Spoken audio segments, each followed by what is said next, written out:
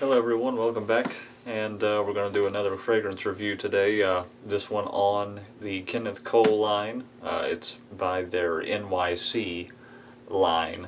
I'm not terribly familiar with everything in it. All I know is this one took me by surprise in that I was at a friend's house and he had been given a bunch of different fragrances. And he is not a fragrance wearer. I don't remember how he came to get them or why, but he said that I was more than welcome to his lot if I so chose, and of course I did. So I actually got two Kenneth Coles out of this one. The first one that I'm going to do is called RSVP. The next one I'm going to do, I may even do it tonight, I'm not really sure, is called Signature. And reviews on both of these are actually quite glowing. They seem to be quite well received. Signature seems to be more well received on Fragrantica than RSVP, but I think that is because RSVP may be a little bit more challenging, whereas Signature is very, very safe. I mean, it's like ridiculously safe. There doesn't really appear to be much artistry woven into it. That's not to take away from its quality, because it certainly has some decent lasting power, and the scent is lovely. But I would rather tackle this one first. Now, I've had this vial. It's a 15 milliliter decant vial, or probably a sample vial, because it's very, it's got to be a professional sort of sample, if you will. I'm not sure if somebody paid for this or not. I wouldn't be surprised if they did, but then again, for the price of the juice, I wouldn't be surprised if somebody didn't pay for it. But anyway, 15 milliliters, half an ounce, which is plenty to experiment with. Now, the first time I smelled this, I actually thought, well, it's Kenneth Cole, it's going to be run-of-the-mill, it's going to be generic. It's going to have the same sort of safe, clean vibe that all designer fragrances in this vein seem to have. However, this one really does kind of break away from the mold to an extent, in that it is extremely pungent with the amount of woodsiness in it. Now, on my skin, I get an incredible amount of what I would describe as sun-baked cedar.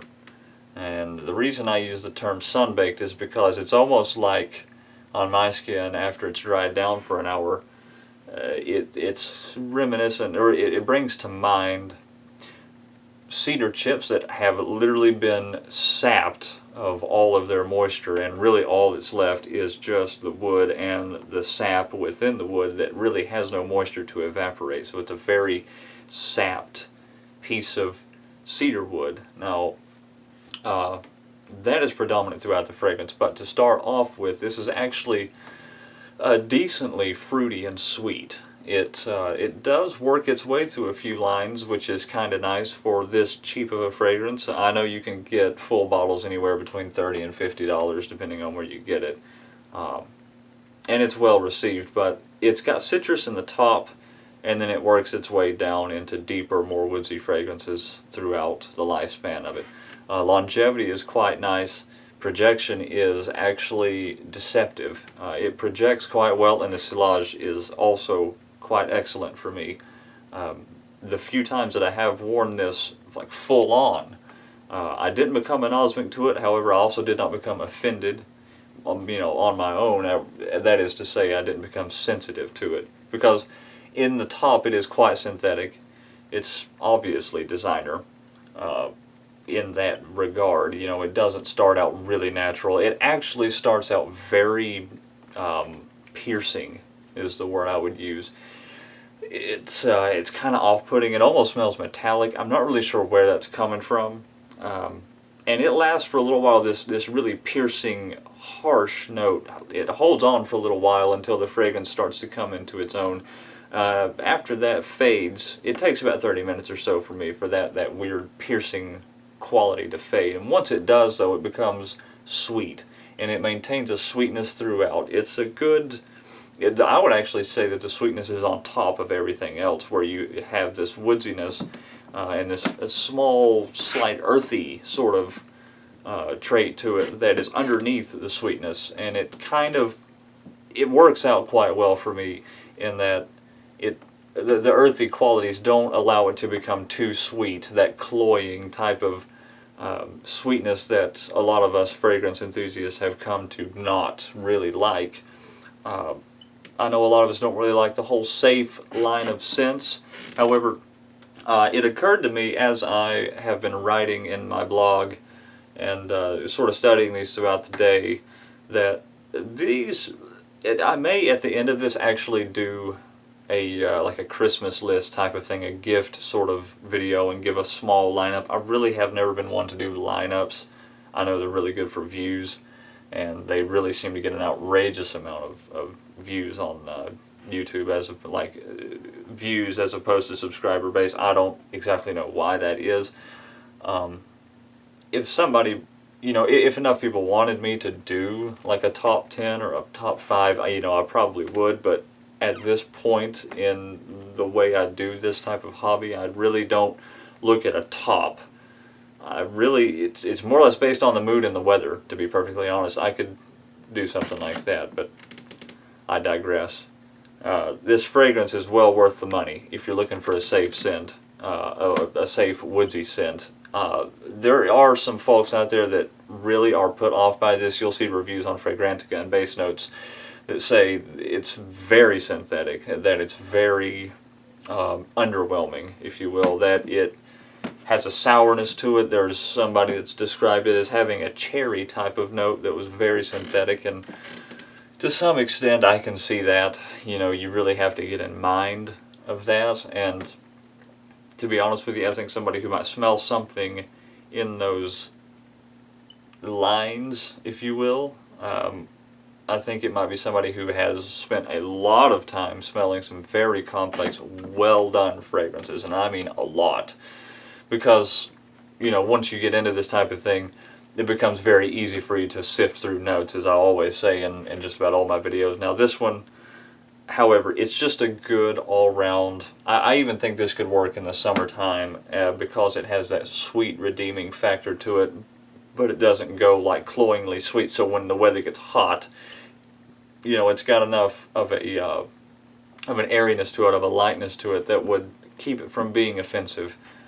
There's not really a whole lot else I can say as far as performance and whatnot goes. Now, I'm not going to give a note list on this one because, you can find them anywhere on the websites I mentioned, Base Notes, Fragrantica. Those are the two top ones I would look for a note list if you want that sort of thing. But what I get for me, from top to bottom, are going to be citrus, like a sweet citrus, almost like a bergamot. I don't think bergamot is actually in this fragrance, but with the way it's blended on the top for me, again, it's a piercing, sharp trait to it, but there's a sweetness that comes through. And then after that, I get this real strong, almost cedar chest, cedar chip type of fragrance, and then underneath it all, I can definitely detect a little bit of vetiver and patchouli. They mix really well together and give it a real nice, smooth base to it. I wouldn't necessarily call it creamy. I have seen that to describe this before, but I don't think creamy is the right description for the way it works on my skin. But it's definitely very smooth. It's not really regal. It's not exactly classy. It just is. It just smells lovely, and women seem to like it.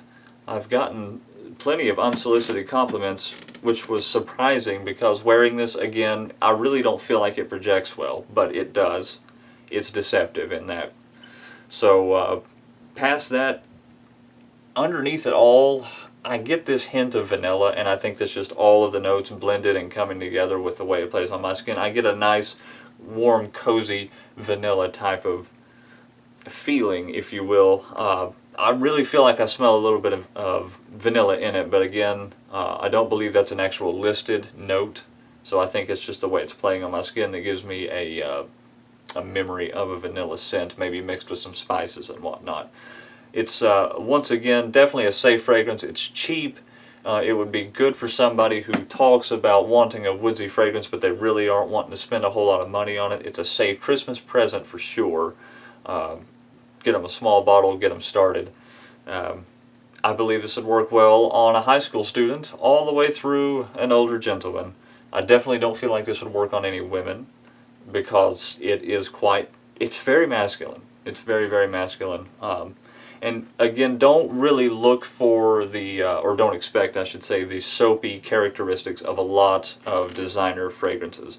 I think this is a good, daring, sort of off-the-track thing for Kenneth Cole. Not that I've smelled a lot, but of the Kenneth Coles that I have smelled, this one definitely sort of breaks off a little bit. This does receive a lot of comparisons to other things like Dirty English. That one comes to mind, and I know there are a few others, but I can't exactly remember. So there are definitely some comparisons out there. Don't let that sway you. You know, it is what it is. It's a good, cheap fragrance that lasts a while, and it's safe to wear on pretty much any occasion. So if you have any thoughts, questions, or anything quite like that, feel free to drop by in the comment section, and we'll see you again soon. Thanks for watching.